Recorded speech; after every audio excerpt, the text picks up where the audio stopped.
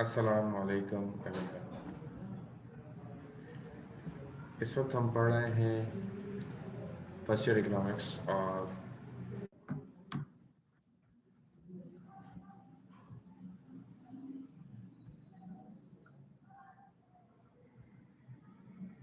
जी dear students, इस वक्त हम पढ़ रहे हैं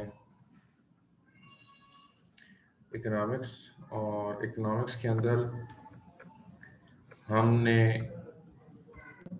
आज पढ़ना है types of price elasticity of demand.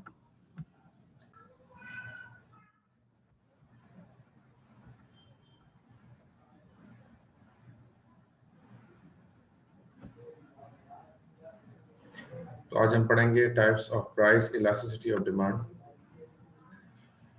Elasticity का मतलब होता है जी लचक। और इसमें ये पढ़ते हैं कि जब प्राइस में चेंज आता है तो प्राइस में चेंज आने की वजह से इसकी क्वांटिटी डिमांड में कितना चेंज आता है।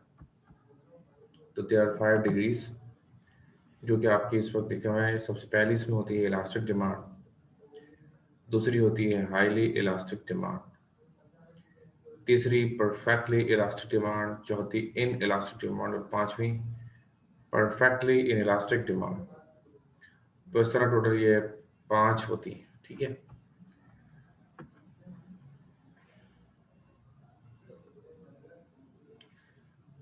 नंबर वाइज इसको डिस्कस करेंगे। सबसे पहला है इसमें इलास्टिक डिमांड।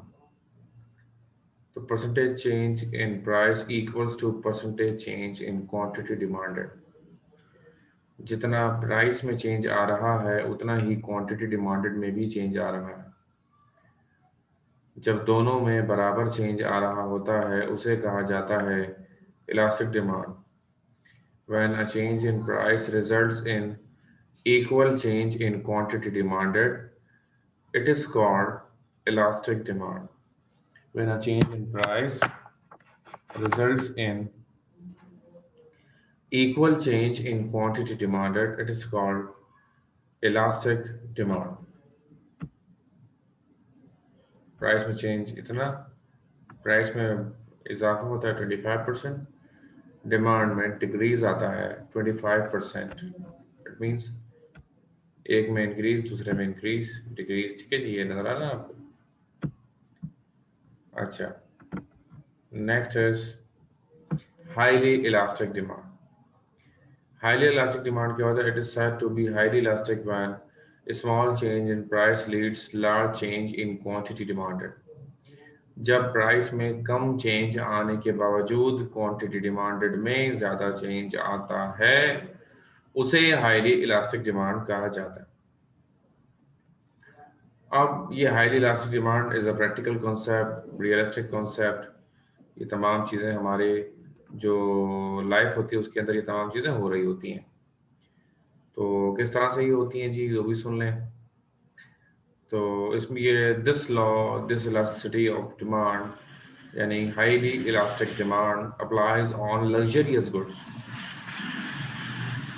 लग्जरियस गुड्स कौन से होते हैं? जो हम अपनी ज़िंदगी में लग्जरी को फील करने के लिए इस्तेमाल करते हैं, तस्कीन को फील करने के लिए इस्तेमाल करते हैं। ऐसे सामान को हाईली इलास्टिक डिमांड कहा जाता है। मिसाल के तौर पर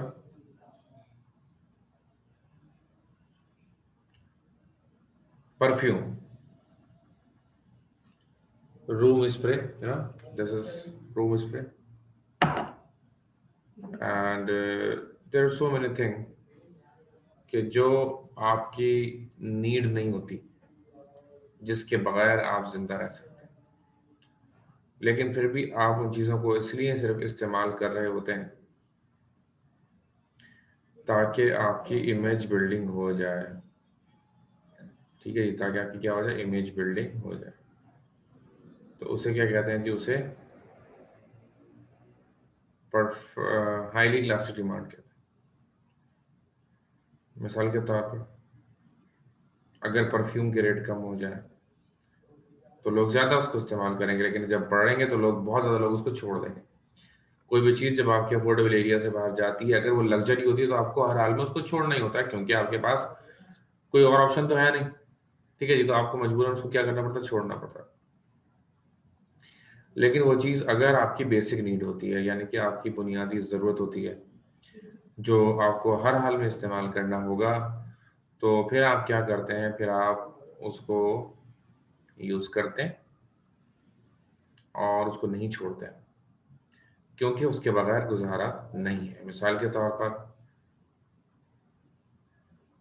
रोटी, कपड़ा, मकान। अब ये रोटी, कपड़ा और मकान वाली जो चीज़ें होती हैं, ये आपकी बुनियादी ज़रूरत होती है। ठीक है जी, आप इनके बगैर गुजारा ही नहीं कर सकते। तो अब आटे की कीमत भले से जितनी भी बढ़ जाए, कोई दुनिया में वालिदैन ऐसे नहीं होंगे जो ये चाहें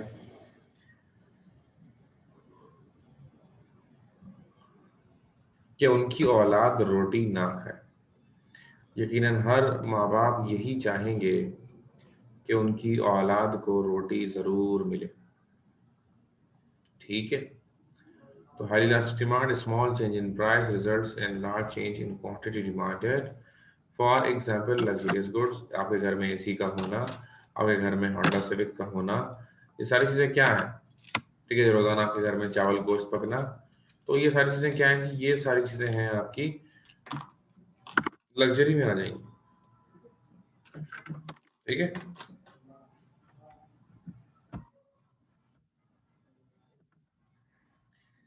now perfectly elastic demand.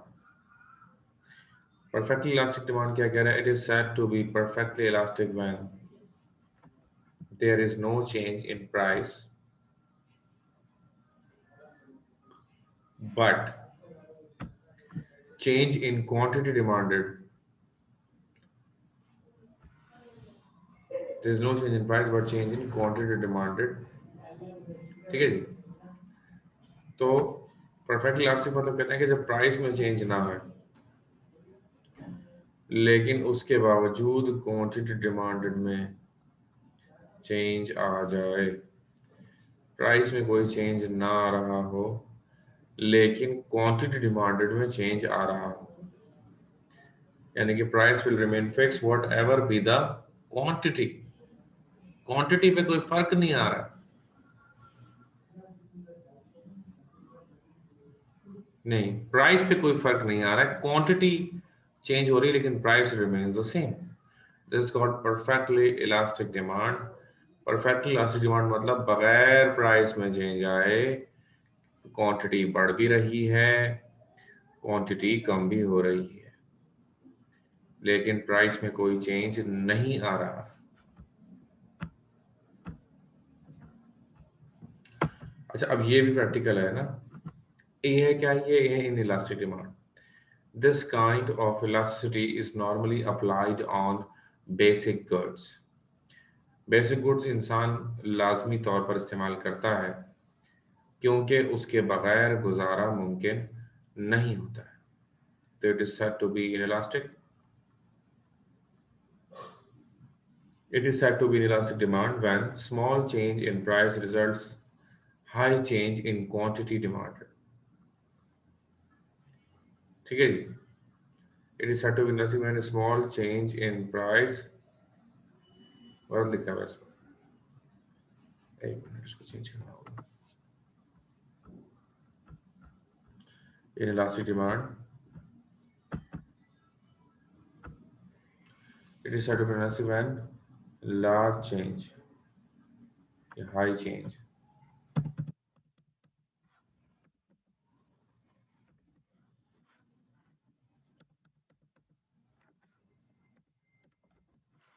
high change in prices results in small change,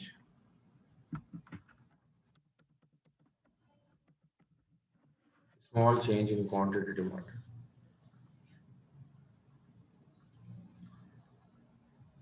ठीक है जी, देखें इसमें क्या बताया गया कि जब हाई चेंज इन प्राइसेस आएंगे तो small change in quantity demand आएंगे। एग्जांपल सही लिखी हुई है, आप देखें प्राइस में चेंज जब 30% इसमें लिखा हुआ है, तो इसमें लिखा हुआ है कि क्वांटिटी डिमांडेड में 10% चेंज आ रहा है। यानी प्राइस में 3 गुना चेंज आ रहा है, उसके मुकाबले में सिर्फ 1 गुना चेंज आ रहा है क्वांटिटी डिमांडेड में। प्राइस में ज्यादा चेंज इसमें बताया गया, क्वांटिटी डिमांडेड में कम चेंज इसमें बताया गया। प्राइस में चेंज आ रहा है ज्यादा और क्वांटिटी डिमांडेड में चेंज क्या आ रहा है जी, कम आ रहा है। अब सवाल ये है कि ऐसा क्यों होता है। जैसा कि मैंने आपको बताया, this kind of elasticity is normally applied on basic goods. तो बेसिक गुड्स जो होते हैं उस पर ये क्यों होती है अप्लाई, उसकी वजह। तो भैया उसकी वजह ये है कि बेसिक गुड्स तो इंसान को हर हालत में इस्तेमाल करने होते हैं। कोई भी सिचुएशन हो, आप बेसिक गुड्स को नहीं छोड़ सकते। At any cost you will have to consume it. मिसाल के तौर पर रोटी बेसिक गुड, बिजली basic good, gas basic good, पानी बेसिक गुड, सेवरेज का निज़ाम, रोड्स, घर, कपड़े, मेडिसन, ये तमाम चीज़ें क्या हैं, they are the basic goods. इसके बगैर जिंदगी मुमकिन नहीं है। तो अगर इसकी कीमत बढ़ जाए तो इंसान इन चीज़ों को किफ़ायत शुआरी से इस्तेमाल करना शुरू कर देता है। अगर इसकी क्या हो जाए, अगर इसकी प्राइस बढ़ जाती है तो इंसान थोड़ा एहतियात करने लगता है, थोड़ी सी एहतियात इंसान करने लगता है। इसके अलावा कोई चेंज इसमें नहीं आता है। ठीक है जी। तो इसमें क्या बताया गया, इसमें यह बताया गया कि इनइलास्टिक डिमांड में प्राइस में चेंज ज़्यादा और क्वांटिटी में उसके बावजूद कम आता है, क्योंकि ये बुनियादी ज़रूरत होती हैं। इसके बगैर इंसान का गुजारा नहीं हो सकता। रोटी, कपड़ा, मकान, दवाइयाँ, घर, जॉब, नौकरी, तमाम चीज़ें, इस पर ये अप्लाई होता है इन इलास्टिक डिमांड का कॉन्सेप्ट। ठीक है जी। इसको आपने क्या करना है, इसको लिखना भी है आपने और फिर इसको याद भी करना है। ठीक है जी, क्योंकि वक्त जो है वो बड़ी तेज़ी से गुजर रहा है। हमें नहीं पता कि हमारी फिजिकल क्लास कब होगी। मुल्क के हालात बहुत ख़राब हो रहे हैं, कोरोना बहुत तेज़ी से बढ़ रहा है। अब इससे ध्यानदार ये देखें, हर वक्त हम आपके सर के पास ये सैनिटाइज़र हमारे पास रखा हुआ है और दीगर चीज़ें भी हैं। इंशाल्लाह कभी आप चक्कर लगाएंगे घर में तो आपको दिखाई जाएंगी। तो मतलब मकसद मेरा यही है बेटा कि थोड़ा पढ़ाई पर ध्यान देना आपके लिए इस वक्त बहुत से भी ज़्यादा ज़रूरी है। Now the next is perfectly in elastic demand. Perfectly in elastic demand क्या कहता है? In perfectly in elastic demand there is a change in price but no change in quantity demanded। Perfectly in elastic demand का मतलब यह है कि demand ऐसी in elastic है, बिल्कुल परफेक्टली इन इलास्टिक है कि what ever be the price, price कुछ भी हो जाए, डिमांड अपनी जगह से हिलने को तैयार नहीं। डिमांड ने यह फैसला कर लिया कि वो चेंज नहीं होगी। डिमांड कह रही है कि मैं किसी सूरत में अपनी जगह छोड़ने वाली नहीं। ये डिमांड का फैसला हो चुका है। तो देख क्या है, ये परफेक्टली इलास्टिक डिमांड है। ये कहाँ अप्लाई हो सकता है बेटा? ये अप्लाई हो सकता है अनसॉर्ट गुड्स पर, जो कम हमारी मार्केट में अवेलेबल है, जिनकी डिमांड काफी ज्यादा है लेकिन उसके बावजूद ये बहुत ही कम मिकदार में अगर दुनिया में पाए जाते हैं बेटा, तो इस पर ये अप्लाई हो सकता है। क्योंकि वो जितने होंगे वही बिक जाएंगे, क्योंकि उसकी क्वांटिटी तो पहले ही दुनिया में कम है। तो वो चीजें जो कम मिकदार में दुनिया में पाई जाती हैं उन पर जाकर ये लॉ अप्लाई हो सकता है। इसमें एक एग्जांपल के तौर पर आपको बताया गया कि प्राइस के आगे एरो बने में दो, एक ऊपर की तरफ और एक नीचे की तरफ बेटा। Very good. दोनों जो है बता रहे हैं कि प्राइस ऊपर भी जा सकती है और प्राइस नीचे भी जा सकती है, लेकिन क्वांटिटी डिमांडेड में लिखा हुआ ब्रैकेट में क्या, नो चेंज। इसका मतलब क्या है कि इसमें कोई तब्दीली आने का कोई इम्कान नहीं है। ठीक है, आगे जी। अब आप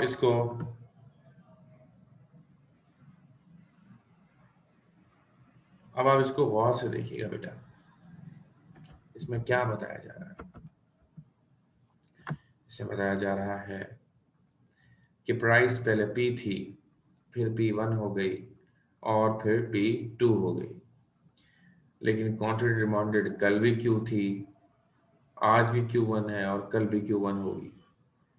क्वांटिटी के अंदर इसमें बताया जा रहा है कि कोई तब्दीली का कोई इम्कान नहीं है। डिमांड ने ये फैसला कर लिया है कि उसने चेंज नहीं होना है, और इसके अंदर यही दिखाया गया है कि डिमांड में कोई तब्दीली नहीं आ रही। तो ये बहुत अच्छा है, डिमांड की तरफ से अटल हो गई। और डिमांड, उसने सोच लिया कि अब मैंने चेंज नहीं होना है, बहुत मैं चेंज हो चुकी हूँ, मेरे साथ बहुत नाइंसाफियाँ हो चुकी हैं, अब मैं नहीं होगी।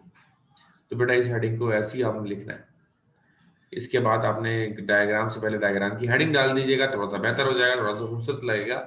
एक बात, दूसरी बात है कि पूरी ये डायग्राम ब्लैक पेंसिल से आपने बनानी।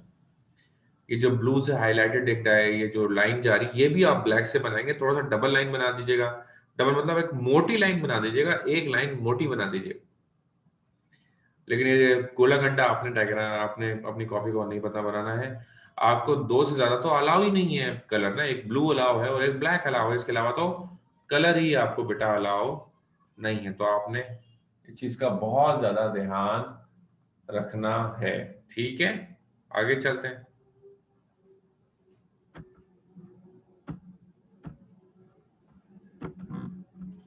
तो ये सवाल हमारा degrees of elasticity of demand का खत्म हो गया। क्योंकि ये सवाल खत्म हो गया है तो मैं उम्मीद करता हूं कि आप इसको जल्द अज जल्द याद कर लेंगे। Don't waste your time, time is money, तो डोंट वेस्ट योर टाइम। बिल्कुल फौरन फौरन फौरन जो आप तैयारी शुरू कर देंगे। ठीक है, अगले सवाल की जानिब हम बढ़ रहे हैं। Now the next question is,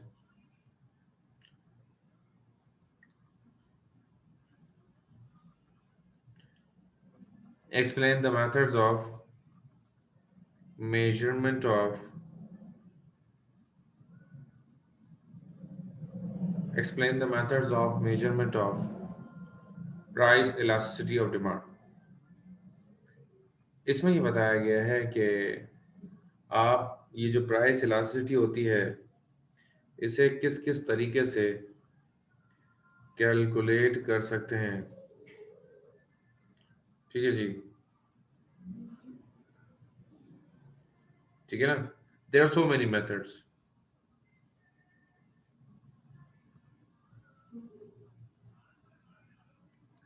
सबसे पहला इसमें बताया गया है टोटल रेवेन्यू और outlay method. Total revenue method क्या होता है? रेवेन्यू किसे कहते हैं? रेवेन्यू उस पैसे को कहते हैं जो सेल की सूरत में आपके पास आ रहा होता है। ठीक है, उस पैसे को कहते हैं जो सेल की सूरत में आपके पास आ रहा होता है। परसेंटेज मेथड में क्या होता है? परसेंटेज मेथड में परसेंटेज इंपॉर्टेंट होती है। ठीक है जी, percentage of sale, percentage of demand. इसमें किस हिसाब से होता है? सेल के हिसाब से। ठीक है जी, एक में टोटल रेवेन्यू और एक में परसेंटेज। तीसरा मेथड क्या होता है? Geometrical method. ये लाइन और डायग्राम्स के जरिए इसमें कैलकुलेशंस की जाती हैं। आपको बताता हूँ बेटा, सबसे पहले हम बात करेंगे टोटल आउटले और रेवेन्यू मेथड की। रेवेन्यू क्या होता है? Any kind of incoming of revenues, किसी किस्म का भी जो पैसा आपके पास आ रहा होता है उसे कहा जाता है। ठीक है, total revenue method also called total expenditure method. और टोटल रेवेन्यू, क्योंकि किसी भी मुल्क में जितने टोटल रेवेन्यू होंगे, ये मैं पहले ही बता चुका हूँ, उतने ही टोटल एक्सपेंडिचर्स होते हैं। जितने रेवेन्यूज उतने एक्सपेंडिचर्स। तो ये बात तो तय है, जितने रेवेन्यू होते हैं उतने एक्सपेंडिचर्स होते हैं। और इन सच अ सिचुएशन, भाई जितना इंसान कमाएगा उतने खर्च करेगा ना। और हर बंदा जो भी कमाता है, एक बंदा कमाता है दूसरे बंदे के लिए, वो उसकी खर्चे होते हैं। एक बंदे की आमदनी दूसरे का खर्चा। अभी मिसाल देता हूँ, अभी आपको समझ में आ जाएगी बात। ठीक है जी, अभी आपको मैं एग्जाम्पल के जरिए समझाता हूं, ठीक है। मिसाल के तौर पर मेरे लिए जो आमदनी है, मिसाल के तौर पर मैं मोबाइल बेच रहा हूँ, ठीक है। अब मैं ये मोबाइल बेच रहा हूँ, मैं मोबाइल बेच रहा हूँ 20,000 रुपए में, and you want to purchase this mobile, ठीक है जी। आप मेरे पास आ गए ये मोबाइल खरीदने के लिए, मैंने आपको ये मोबाइल बेच दिया, आपने मुझे पैसे दिए तो मेरे पास रेवेन्यू आ गया। लेकिन मेरे पास जो रेवेन्यू है वो आपके खर्चे पर आया, क्योंकि वो आपने खर्च किया तो मेरे पास रेवेन्यू बनकर आ गया। तो इस बात को ध्यान में रखिएगा कि अगर कोई भाई दो बंदे होंगे ना, एक के लिए रेवेन्यू जनरेट होगा, दूसरे का एक्सपेंस जनरेट होगा। रेवेन्यू और एक्सपेंसेस हमेशा पैरेलल जनरेट होते हैं, ये दोनों अलग अलग जनरेट नहीं होते, ठीक है। ये हमें ये याद रखिएगा, इंशाल्लाह अगले लेक्चर के अंदर इसी से हम आगे कंटिन्यू करेंगे। अपना बहुत ख्याल रखिएगा। अल्लाह हाफिज़।